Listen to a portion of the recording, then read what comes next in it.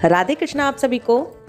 आज की इस वीडियो में मैं आपको सुनाऊंगी मंगला गौरी व्रत की कथा। मंगला गौरी व्रत सावन मास के मंगलवार को रखा जाते हैं। जिस प्रकार सावन के सोमवार के व्रत किए जाते हैं भगवान शिव और माता गौरी को प्रसन्न करने के लिए, उसी तरह से मंगला गौरी व्रत माँ गौरा के आशीर्वाद पाने के लिए किए जाते हैं। ये व्रत सावन महीने में पड़ने वाले पहले मंगलवार से शुरू किए जाते हैं। इस व्रत को करने से माँ गौरा अखंड सौभाग्यवती होने का आशीर्वाद देती हैं। इस व्रत को कुंवारी कन्याएं जिनकी शादी में दिक्कत आ रही हो वो कर सकती हैं। इस व्रत को शादीशुदा महिलाएं भी कर सकती हैं जिनके घर में पति के साथ झगड़े रहते हों, जिनकी कुंडली में तलाक का योग हो या फिर जिनके सौभाग्य कम होने का योग हो। वो स्त्रियां इस व्रत को करके माँ गौरा का आशीर्वाद पाकर सौभाग्यशाली होने का आशीर्वाद प्राप्त करती हैं। चलिए अब इस व्रत की कथा को शुरू करती हूँ। कथा के अनुसार पंपापुर नाम के एक गांव में एक साहूकार अपनी पत्नी के साथ रहता था। भगवान की कृपा से साहूकार के पास किसी चीज की कमी नहीं थी। वो बहुत ही धनवान था। सारे सुख और ऐश्वर्य उसके पास थे। लेकिन उन दोनों पति पत्नी को एक दुख था, उनके कोई संतान नहीं थी। ये दुख हर समय हर घड़ी उन्हें कचोटता रहता था। एक समय की बात है, उस साहूकार के घर एक साधु महात्मा आए। उन दोनों पति पत्नी ने उस साधु महात्मा का आदर सत्कार किया और उन साधु को अपने निसंतान होने की बात भी बताई। तब उस साधु महात्मा ने साहूकारनी को सावन के महीने में रखने वाले मंगला गौरी व्रत के बारे में बताया और कहा कि तुम इस व्रत को रखो, और उसी के साथ उन्हें पूरी विधि भी बताई। जैसे ही सावन मास आया, सावन मास के पहले मंगलवार के दिन से ही साहूकारनी ने माँ पार्वती का पूजन और व्रत करना आरंभ कर दिया। अब वो हर मंगलवार को माँ मंगला गौरी का व्रत किया करती थी। ऐसा करते करते उसे कई महीने बीत गए, परंतु उसने ये व्रत रखना नहीं छोड़ा। माँ पार्वती साहूकारनी से बहुत ही प्रसन्न थी और एक दिन प्रसन्न होकर माँ गौरा ने भगवान शिव से उस साहूकार और साहूकारनी के लिए संतान होने का वरदान मांगा। उसी दिन रात को साहूकार को एक सपना दिखाई दिया। सपने में साहूकार को एक आवाज सुनाई दी। उस आवाज में यही सुना था कि जहाँ पर जिस पेड़ के नीचे गणेश भगवान की मूर्ति स्थापित हो, उस पेड़ का जो भी फल हो वो लाकर अपनी पत्नी को खिला दो। इससे तुम्हें अवश्य ही एक सुंदर पुत्र की प्राप्ति होगी। अब साहूकार इस तरह के पेड़ को ढूंढने लगा जिस पेड़ पर फल भी लगा हो और उसके नीचे गणेश भगवान की मूर्ति भी स्थापित हो। उसे ऐसा पेड़ ढूंढते ढूंढते कई दिन बीत गए, लेकिन आखिरकार उसकी मेहनत रंग लाई और उसे एक ऐसा आम का पेड़ मिल गया जिसके नीचे गणेश भगवान की मूर्ति की स्थापना थी। अब उस साहूकार ने आम का फल तोड़ने के लिए पेड़ पर पत्थर मारने शुरू कर दिए। उसने कई पत्थर मारे जिससे आम का फल तो टूटकर नीचे गिरा ही, लेकिन एक पत्थर गणेश जी की मूर्ति पर जाकर लग गया। इस वजह से गणेश भगवान बहुत ही रुष्ट हो गए और बहुत रुष्ट होकर उन्होंने साक्षात प्रकट होकर उस साहूकार को श्राप दे दिया। गुस्से में आकर गणेश भगवान कहने लगे, हे स्वार्थी मनुष्य, तूने अपने स्वार्थ के लिए मुझे चोट पहुंचाई है। अब तुझे इसका फल भुगतना पड़ेगा। तूने जिस तरह से मुझे चोट पहुंचाई है, अब ऐसी ही चोट तुझे भी सहनी पड़ेगी।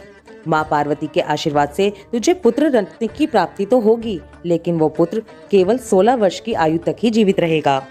16 वर्ष की आयु पूरी करने के बाद एक दिन एक सर्प के काटने से तेरे पुत्र की मृत्यु हो जाएगी। ये सब सुनकर साहूकार बहुत ही घबरा गया। वो घर आया। घर आकर वो आम का फल अपनी पत्नी को खिला दिया, लेकिन गणेश जी के श्राप वाली बात उसने अपनी पत्नी को नहीं बताई। आम का फल खाने के कुछ दिनों पश्चात ही साहूकारनी गर्भवती हो गई और भगवान के आशीर्वाद से उनके घर में एक पुत्र रत्न की प्राप्ति हुई। साहूकार और साहूकारनी ने प्रसन्न होकर अपने बेटे का नाम मनु रखा। देखते ही देखते मनु 15 वर्ष का हो गया। अब वो अपने पिता के साथ व्यापार पर भी जाने लगा।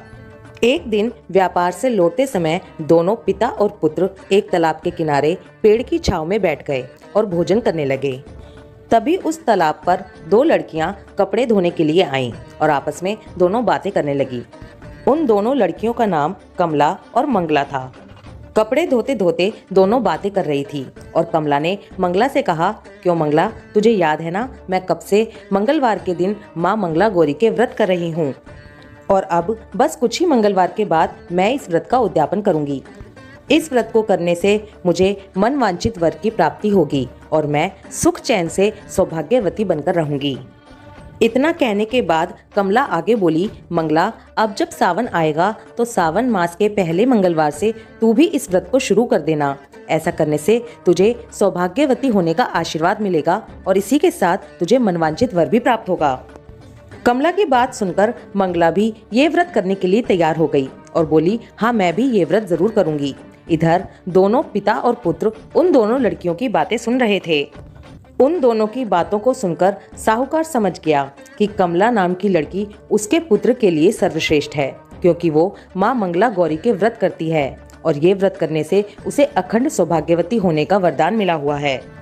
अपने मन में इस प्रकार से सोचते हुए साहूकार ने ये तय किया कि वो अपने पुत्र मनु का विवाह कमला नाम की इस लड़की से अवश्य ही करवाएगा। ऐसा सोचते सोचते वो साहूकार कमला के पीछे पीछे चल दिया और उसके घर पहुंचा।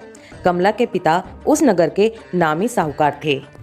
कमला के पिता को मनु के लिए घर चलकर आया हुआ रिश्ता बहुत ही पसंद आया। उन्होंने तुरंत ही इस रिश्ते के लिए हाँ कर दी और जल्द ही कमला और मनु का विवाह कर दिया गया। अपने ससुराल पहुंचने के बाद भी कमला ने माँ मंगला गौरी के व्रत को नहीं छोड़ा। वो ससुराल पहुंचकर भी माँ मंगला गौरी के व्रत नियम पूर्वक करती रही। उसके व्रत से प्रसन्न होकर एक दिन माँ गौरा ने उस कमला को सपने में दर्शन दिए। माँ गौरा उससे कहने लगी, सुनो कमला, मैं तुम्हारे व्रत से और तुम्हारी भक्ति से बहुत ही प्रसन्न हूँ, लेकिन तुम्हारे पति की आयु बहुत ही क्षीण है। अगले महीने मंगलवार के दिन एक सर्प तुम्हारे पति के प्राण लेने के लिए आएगा। लेकिन कमला, तुम बिल्कुल भी घबराना मत। उस सर्प के लिए एक कटोरे में मीठा दूध भरकर रख देना। वो सर्प आएगा और उस मीठे दूध को पिएगा और तुम उस दूध के पास ही एक खाली मटका भी जरूर रख देना। वो सर्प दूध पीने के बाद स्वयं ही उस मटके में चला जाएगा। तब तुम उस मटके के मुंह को एक कपड़े से बांध देना। इस तरह करने से तुम्हारे पति के प्राण बच जाएंगे। जल्दी ही अगले महीने का मंगलवार आ गया। कमला ने ये बात किसी को भी नहीं बताई, ये सोचकर कि बेकार ही मेरे सास ससुर बहुत परेशान हो जाएंगे। कमला ने माँ पार्वती के कहे अनुसार ही किया। उसने एक कटोरे में दूध भरकर रखा और उसी के पास एक खाली मटका रख दिया। सांप आया और उसने दूध पिया। दूध पीने के बाद वो स्वयं ही उस मटके में चला गया। कमला ने झट से उस मटके का मुंह कपड़े से बांध दिया और उस मटके को ले जाकर जंगल में छोड़ आई। इस तरह कमला के पति के प्राण बच गए। इस तरह माँ मंगला गौरी व्रत के आशीर्वाद से मनु स्वस्थ हो गया और उसके प्राण बच गए। जब घर के बाकी सब लोगों को ये बात पता चली तो घर के सभी लोग बहुत प्रसन्न हो गए और वो भी पूरा परिवार माँ गौरा के दरबार जाने लगा। गांव की बाकी औरतें भी कमला के पास आकर माँ मंगला गौरी व्रत के विधि विधान को जानने लगीं और वो भी इस व्रत को करने लगीं। इसके बाद जो मंगलवार आया उस पर कमला ने अपने माँ मंगला गौरी व्रत का उद्यापन बहुत ही धूमधाम से किया। ब्राह्मणों को जिमाया, उन्हें दक्षिणा दी, वस्त्र दिए और उनका आशीर्वाद प्राप्त किया।